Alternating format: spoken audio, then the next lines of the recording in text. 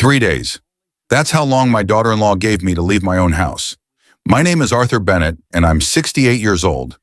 I've lived in this Denver suburb home for more than 3 decades, raised my only son Nathan here, shared every morning coffee with my wife Eleanor, and watched her take her final breath in our bedroom just 6 months ago.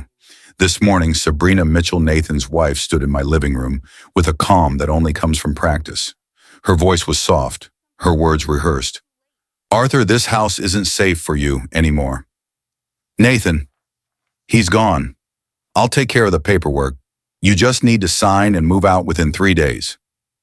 She set the papers on the oak table, a full power of attorney already notarized, granting her control over everything I own: my house, my accounts, my future. Beside it sat my untouched coffee. What Sabrina didn't know was that just last night I saw Nathan post a selfie from Nassau, drink in hand, sunglasses on, alive and smiling. My son wasn't dead, but to her I was an easy mark, a grieving widower, an old man too tired to fight back. I didn't argue. I didn't even raise my voice. 30 years as a forensic accountant for the FBI taught me something about silence.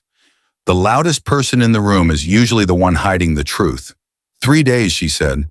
3 days to walk away from everything I built.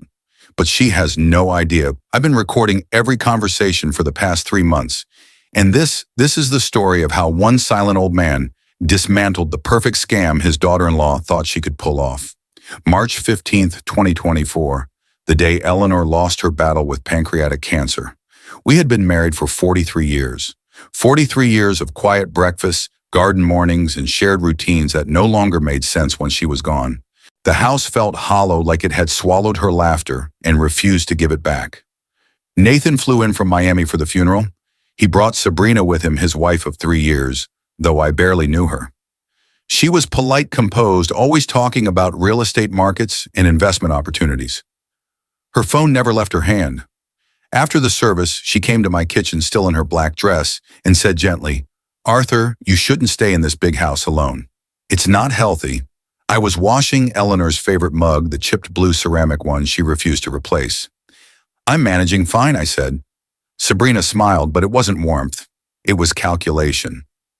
I noticed some of your bills haven't been open. Maybe you could use a little help organizing things." That's what family does, right? I nodded, too numb to think. Eleanor had always handled our finances.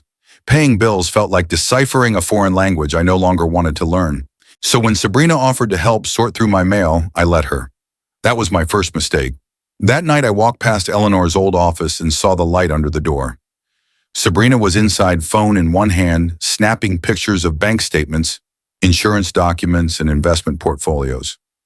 "Just making sure everything's organized," she said.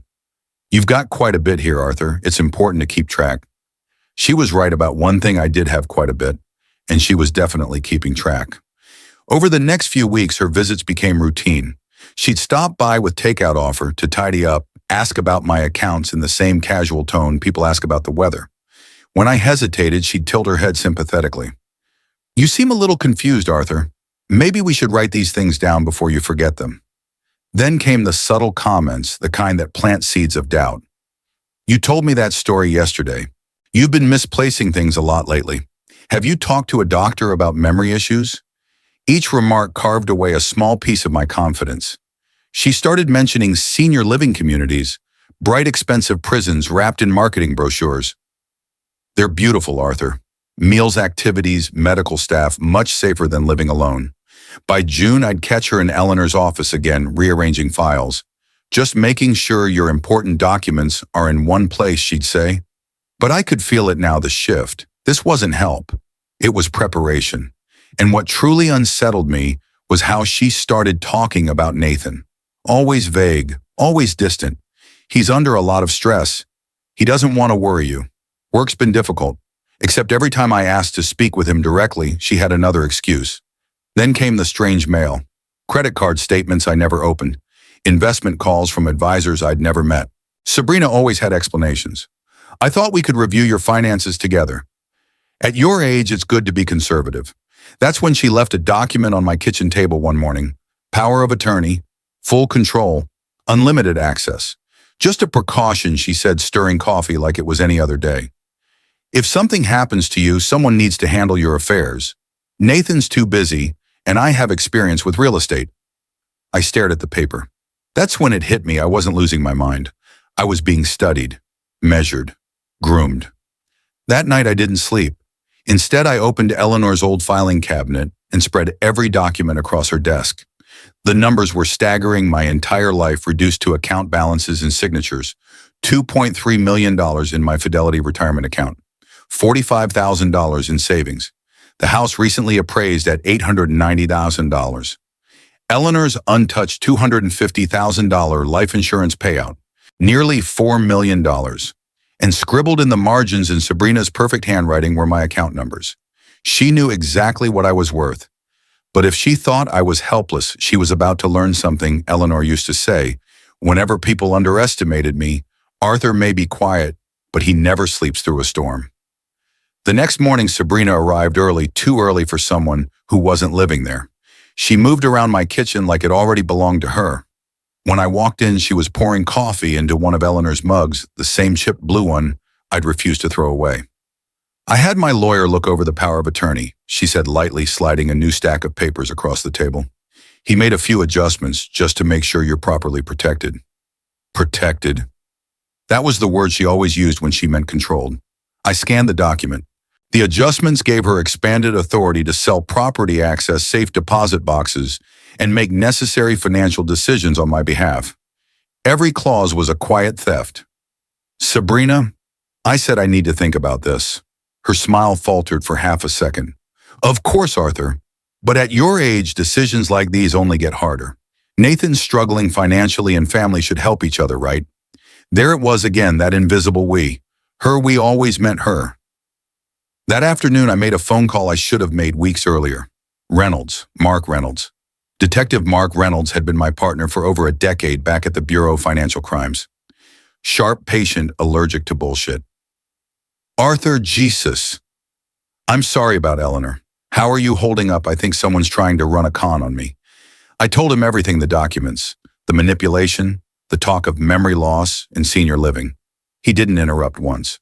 When I finished, his voice came through steady and low. Arthur, that's textbook elder financial abuse. Isolation, urgency, exploitation of grief. She's running a long game. Don't sign a thing. Record everything. That night, I installed a small recorder under the dining table and set my phone to auto-back up every conversation. Sabrina came by with dinner pasta from Eleanor's favorite Italian place. I've been thinking about our conversation. She began setting the takeout bag on the table. Nathan's situation is actually more serious than I let on. I didn't look up. How serious? He owes money. Serious money. And these people, they're not patient. How much? It's not about an amount. It's about timing. If something happens to you, we need access to your assets quickly. Medical emergencies happen at your age, strokes, falls. That's when I realized what she was building, a crisis that didn't exist, designed to make me hand her the keys to everything. I set my fork down. Sabrina, I need to be direct with you. I'm not signing any power of attorney. I'm not transferring any funds. And I'm not making any decisions based on vague threats about Nathan's debts. For the first time, her face changed. The softness vanished. Arthur, I don't think you understand how serious this is. I understand perfectly, I said. You want access to my money. That's not what this is about. Then explain it. To whom does Nathan owe money? Why can't I speak to him? Her voice sharpened. You can't live in this house forever. You can't even keep track of your keys. Funny, I said. I haven't driven anywhere in 3 days. The silence that followed was thick enough to taste. Then she said it, the sentence I'll never forget. You're just a confused old man who doesn't know what's best for him. I reached into my pocket, tapped the screen of my phone, and said quietly, tell me more about that. She didn't realize it, but every word after that was being recorded, the condescending tone, the implied threats, the plan to have me declared incompetent and placed under guardianship. When she left that night, she didn't even say goodbye. Her perfume lingered in the hallway long after the sound of her car faded. I sat at the table in the dark, listening to the recording play, back each word crisp and poisonous. I had all the confirmation I needed, but confirmation wasn't justice. For that, I needed proof, paper trails, transactions, accounts, and allies. And so began the quiet war. The next morning I called Detective Reynolds again. She took the bait, I said. Good, he replied. But we'll need more than recordings, Arthur. Financial abuse cases stick only if we can prove intent and theft. Let's get you some backup. That's when he introduced me to Tom Mercer, a private investigator, ex-Secret Service, with a voice like gravel and a face that had seen too many lies. We met at a small cafe downtown, the kind of place where people talk softly and cameras never point in your direction. I laid out everything I had, the audio files, the fake urgency, the suspicious mail, and the power of attorney documents. Tom listened carefully, his eyes narrowing as I spoke. When I finished, he said, "She's good. Not amateur, good practiced. People like her develop a pattern. They refine their playbook every time they get away with it. If she's this smooth with you, she's done it before." He was right. Over the next few days, Tom dug into Sabrina's history, her real estate licenses, former clients' property sales. By the end of the week, he called me with what he'd found. "Arthur, I think you need to sit down for this." He spread a few folders across my dining table, the same table where Sabrina once told me I was losing my mind. Inside were 3 files, 3 elderly clients, 3 lives quietly dismantled, all widowed, all wealthy, all helped by Sabrina Ellis Mitchell. Tom said, tapping each folder. 2 were placed in care facilities right after signing over power of attorney. The 3rd died under what police called unusual financial circumstances. Each case followed the same choreography: befriend, assist, isolate, control. It wasn't just theft, it was method. Tom's tone hardened. She's not doing this out of greed alone. She likes control. It's psychological. We mapped out the plan like a sting operation. Phase 1, surveillance. Monitor all my accounts for unauthorized access. Phase 2, evidence. Record every communication, voice, text, email. Phase 3, verification. Track down Nathan and confirm his status. That last part was the hardest to swallow. For months, I had relied on Sabrina's filtered updates about my own son, that he was struggling, overwhelmed, unable to talk. But as Tom said, if you haven't spoken to him directly since Eleanor's funeral, Arthur, we can't assume anything. You need to know if your son's alive and where he really is. 2 days later, Tom showed up again with a laptop. He opened a folder labeled Nassau. There he was, Nathan, tanned, healthy, smiling on a beach. The photos' metadata confirmed they were taken just 48 hours earlier in the Bahamas. He's been there for 6 weeks, Tom explained, registered under a fake name at the Atlantis Resort. He's not alone. He clicked to the next photo, Nathan holding hands with a young woman I'd never seen. Her name's Emily Carter, 26, from Phoenix. No record, no priors, no connection to Sabrina. Tom looked at me. He told her he was single. I leaned back in my chair, stunned. My son wasn't dead. He wasn't even missing. He was hiding. And Sabrina had no idea. That night my phone rang. Sabrina's name glowed on the screen. I hit record before answering. "Arthur, I've been thinking about our argument." She began, her tone sweet again, like sugar over venom. "I may have been too harsh. I just care about you and Nathan." "I appreciate that," I said calmly. "Good, because things have gotten worse. Nathan needs $50,000. Tonight. If we don't act fast, there could be consequences. Consequences. The kind that affect our whole family. Your reputation, your safety, Nathan's future." I gave a short laugh. "You'll need to send me the documentation." "There's no time for paperwork," she snapped. "These people don't use banks. Then who am I sending the money to silence?" For the first time, she hesitated. "I'll give you the account details. Just trust me, Arthur." Every word was being recorded. Tom sat across from me, silently taking notes. "Sabrina," I said, lowering my voice, "I'm not transferring a cent without proof. Do you want something terrible to happen to Nathan?" Her words hung there, manipulative, desperate, a final push before the collapse. She didn't know the collapse was already in motion. The next morning, my phone rang again, this time Nathan's voice. "Dad, are you okay?" "I'm fine, son. Where are you?" "The Bahamas, on vacation. I've been trying to call you for weeks. Sabrina said you were sick, that you couldn't handle phone calls. My blood ran cold. Sick, that's what she told you." "Yeah, she said you were having memory problems, that I should give you space." Nathan listened carefully. "She's been trying to steal everything.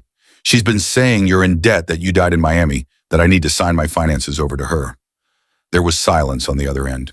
Then Dad, I don't owe anyone money, and I sure as hell didn't ask her to handle anything for me. The truth snapped into place like a lock.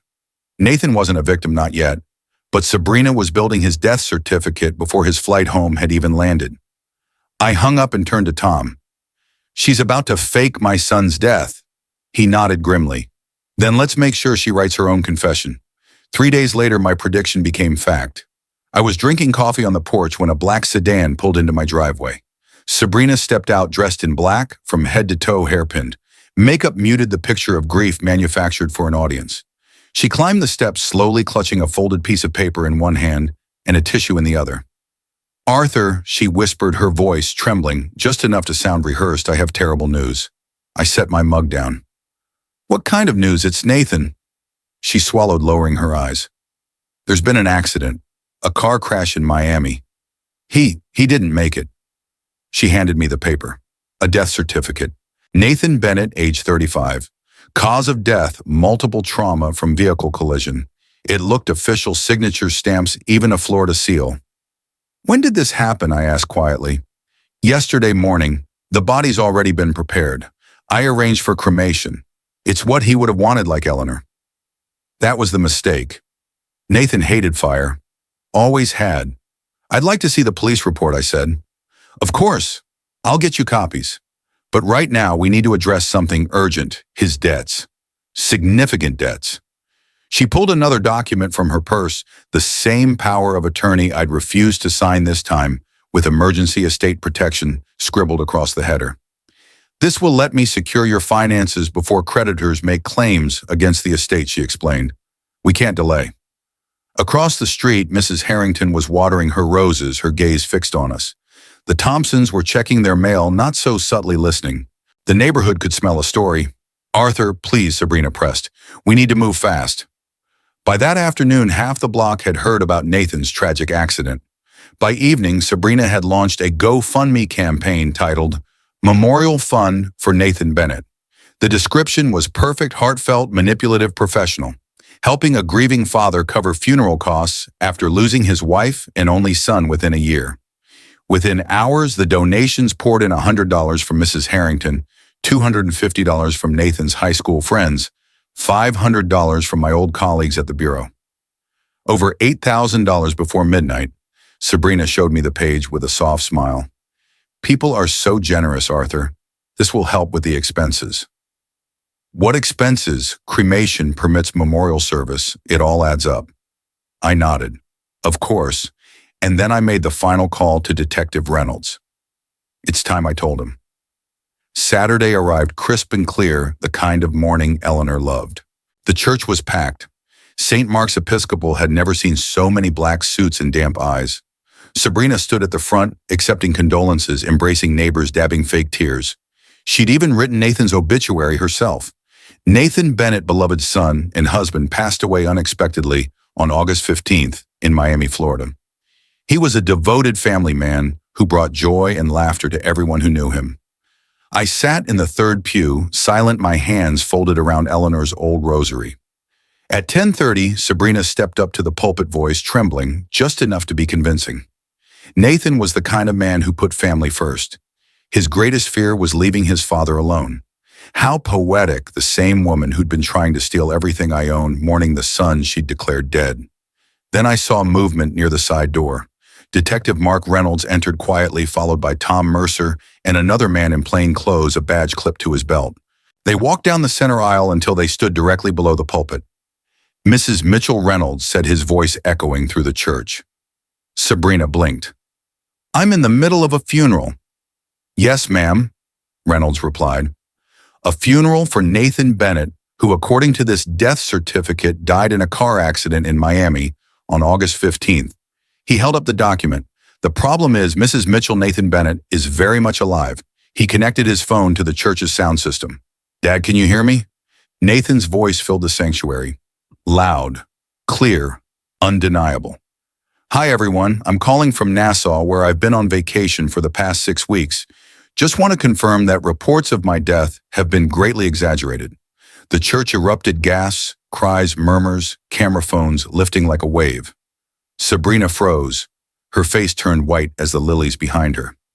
Mr. Wonders, Mitchell Reynolds said calmly, "You're under arrest for fraud, forgery, and elder financial abuse." She stumbled backward, nearly tripping on the altar step. "This is a misunderstanding," she screamed. "Nathan's confused. He's been having psychological problems." Then Nathan appeared on the projection screen live from his hotel balcony. Palm trees swayed behind him. Emily Carter sat beside him in a sundress, visibly stunned. "Psychological problems," Nathan said, laughing bitterly. "Sabrina, I've never been healthier. And who's going to explain why you're holding my funeral while I'm sitting in the Bahamas?" The crowd gasped. Sabrina tried to run. She made it 3 steps before Tom Mercer intercepted her badge out. "Sabrina Elaine Mitchell," he said, "you have the right to remain silent." She didn't. "You don't understand," she shouted. "Arthur's senile, I was trying to protect him." Reynolds hit play on a recording. Her voice echoed through the church. "You're just a confused old man who doesn't know what's best for him. Confused old men end up in state-managed care facilities." The congregation turned furious, the same neighbors who donated to her fund. Mrs. Harrington stood up shaking. "I gave you $100, Bob Klein yelled from the back. "You told me Nathan owed money to dangerous people." Reynolds raised his hand. "Ladies and gentlemen, we also have evidence that Mrs. Mitchell ran similar schemes on 3 other elderly victims in the Denver area." The noise swelled anger, disbelief, betrayal. Sabrina stopped struggling. Her tears now were real. I rose from my seat. Our eyes met as they led her away. "Arthur," she hissed, voice shaking, "you'll never survive on your own." "I survived 30 years investigating people like you," I said. "I think I'll be fine." She looked away first. The arrest was only the beginning. By Monday morning, every major Denver station was running the same headline: "Woman arrested for faking husband's death to steal father-in-law's fortune." The footage from the church had gone viral the moment Nathan's voice echoed through the sanctuary. Sabrina's frozen expression, the crowd turning on her. It spread faster than any sermon St. Mark's had ever hosted. For a week straight, reporters parked outside my driveway. The same neighbors who'd brought casseroles were now giving interviews about how convincing she'd seemed. Detective Reynolds called me 2 days later. "Arthur, we've filed the official charges: fraud, forgery, wire fraud, elder, financial abuse, and theft by deception. She's looking at years in federal prison." "Good," I said quietly, "but I want every person she touched to get their money back." "They will," Reynolds replied. "The banks froze her accounts, and GoFundMe's already begun refunding donations, 127 transactions total." Tom Mercer joined the investigation full-time, coordinating with the FBI's Financial Crimes Division. Once they accessed Sabrina's business records, the truth expanded like rot under wallpaper. She'd been running the same inheritance con in 3 different states, Colorado, Arizona, and Nevada, targeting recent widows, retirees, and grieving families. Every case started with sympathy, ended with control. Her real estate license was suspended within 48 hours. Her company, Summit Realty Group Denver, was hit with lawsuits from multiple victims. The paper trail she'd left was so precise: fake power of attorney forms, forged signatures, wire transfer attempts, that even her own lawyer called it meticulous to the point of madness. The district attorney called it the most sophisticated elder fraud case Colorado had ever seen. When the trial began, the courtroom was packed. Sabrina sat at the defense table in a navy suit, her once perfect hair now dull, her smile gone.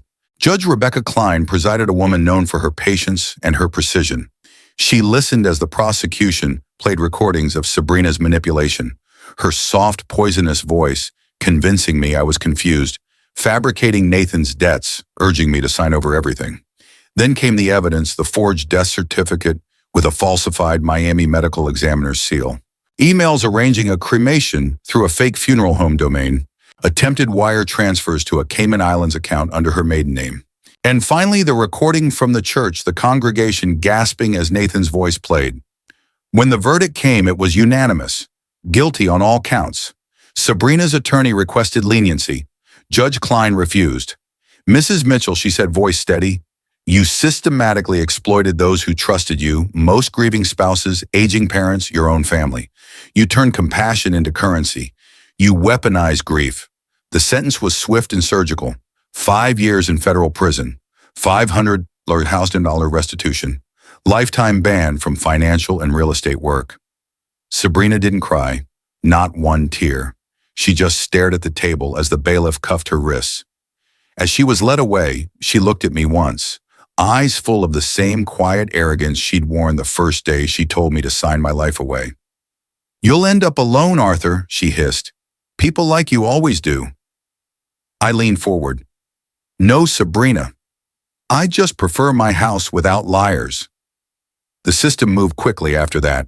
GoFundMe refunded every donor. The banks reversed her unauthorized transactions. The FBI expanded the case across state lines, uncovering over $1.2 million stolen from elderly victims in total. The media branded her the funeral widow. She became the face of elder exploitation, a cautionary headline. But the most surreal moment came 6 months later, when the court required her to deliver a public apology at a town hall in St. Mark's Church, the same sanctuary where she'd staged Nathan's fake funeral. The pews were full again. This time she wore an orange jumpsuit, wrists shackled, eyes hollow. "I want to apologize to Arthur Bennett and to this community," she read from a trembling paper. "I exploited your kindness during a time of grief. I took advantage of trust and generosity."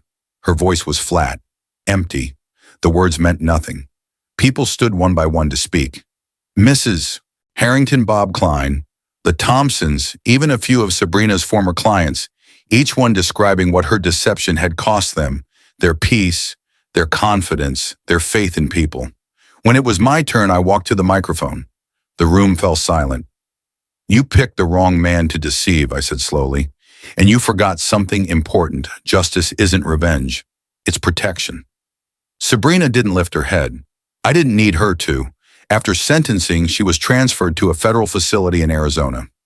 Nathan filed for divorce within 48 hours. He and Emily Carter flew home 2 weeks later. At the airport, he hugged me tighter than he ever had before. "Dad, I'm sorry," he said. "I should have stayed in touch. I didn't know she was capable of this." "None of us did," I said. "But now we know what capable really means." For the first time in years, we sat down together, no lies, no screens, no distance.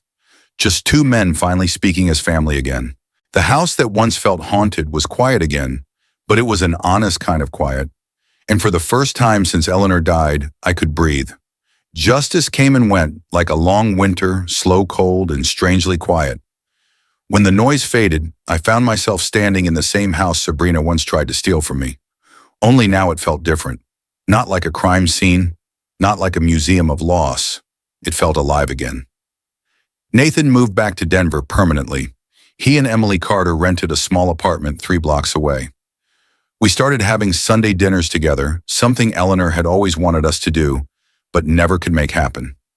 Every Sunday, the same ritual: roast chicken, a bottle of wine, laughter, echoing down hallways that had forgotten what joy sounded like. Sometimes I'd catch myself glancing toward Eleanor's old chair at the end of the table, half expecting her to be there quietly watching us. Maybe she was in her own way. The fallout from Sabrina's case rippled far beyond our family. The Colorado Real Estate Commission launched mandatory annual training on elder fraud prevention. The state legislature passed the Eleanor Bennett Elder Protection Act, criminalizing financial exploitation of vulnerable adults and requiring banks to report suspicious activity. At Wells Fargo, where Sabrina had attempted her transfer, a new policy was introduced. Any transaction over $10,000 involving a senior account required an in-person verification and a secondary contact confirmation. Even St. Mark's Episcopal Church changed. No more blind charity campaigns. Every donation required verification and 2 oversight signatures. They created a volunteer program that checked in on elderly parishioners every month to talk, to listen, to make sure no one disappeared into silence like I almost did. 6 months after the trial, Detective Reynolds called me. "Arthur, the Denver Police Department is forming an Elder Justice Task Force, cross-agency, proactive. We could use a consultant. You think I still have something left to teach?" "No," he said, "I think you have something they'll actually believe." So I joined. Not as an agent, not as an investigator, just as a voice. I spoke at community centers, senior homes, churches. I told them what isolation really looks like, the way it disguises itself as help, the way control sounds polite until it's too late.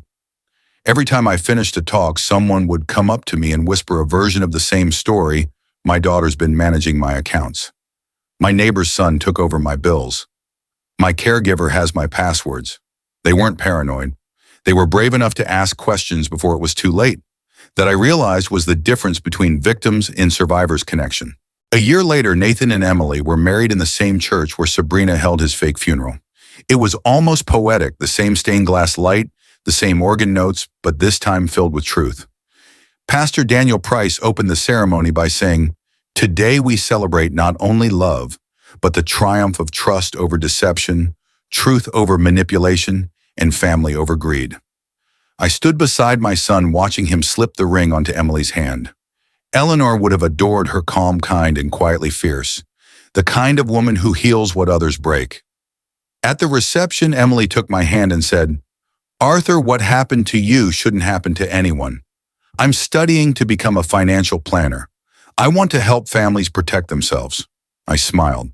That's exactly what your generation should be doing, protecting, not profiting. That night, as they danced to the same song Eleanor and I had danced to 44 years earlier, I felt something I hadn't in a long time, peace without the weight of fear. 2 years have passed since then. I'm still living in this house. The same walls, the same chipped blue mug on the counter, but it no longer feels like a shrine. It's a beginning. I've become an advocate working with law enforcement, banks, and social workers across Colorado to teach one lesson. Vulnerability isn't weakness. It's the signal that connection is needed. Last month, we stopped a nearly identical inheritance scam in Colorado Springs. The same pattern: urgency, isolation, emotional leverage. Only this time, we caught it before a single dollar was stolen. When the case closed, Reynolds said, "You just saved another family from losing everything." I thought of Eleanor, of her quiet strength, of how she taught me that silence isn't surrender, it's strategy. I turned off the light in her old office, the one where I'd once found Sabrina, stealing my life, and whispered, "We did it, Ellie." Then I sat on the porch with a cup of coffee, the sun climbing over Denver, the air crisp and honest. If you're listening to this and you've been through something like it, if you've been manipulated, cornered, or made to doubt your own mind, remember this: grief doesn't make you weak, age doesn't make you helpless, and silence doesn't mean surrender. Sometimes silence is the only sound that evil understands. And that's how one old man quietly, patiently took his power back.